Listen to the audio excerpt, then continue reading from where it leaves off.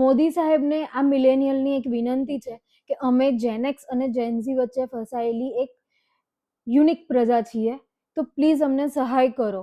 શબ્દકોશ ન બદલો અમારા માટે. જેનઝીઓ કહે છે નો કેપ, તો અમે એને શું સમજીએ? નો કેપ એટલે અમને તો સમજાવવામાં આવ્યું છે ટોપી વગરના, તો આ લોકો તો નો કેપનો મિનિંગ કંઈક અમને જુદો જ કહે છે કે સચ્ચું બોલવું. ડ્રીપ એટલે અમને સમજાવવામાં આવ્યું હતું કે ડોક્ટરો જે ચડાવે આપણને ડ્રીપ ચડાવે, હવે આ લોકો એને કહે છે કુલ સ્ટાઇલ. ભાઈ જેનઝીઓ, થોડુંક તો કંઈક અમને સમજો. તમે કહો લોકી, લોકી એટલે અમને તો દૂધી જ સમજાવવામાં આવી છે અને તમે એને કહો છો ધીરેથી બોલવું. અને તમારા અને અમારા રિલેશનશિપ સ્ટેટસ આટલા જુદા કેમ છે? અમારામાં તો મેક્સિમમ અરેન્જ મેરેજ કાં તો લવ મેરેજ. આ શું નવું લાયા છો તમે લોકો?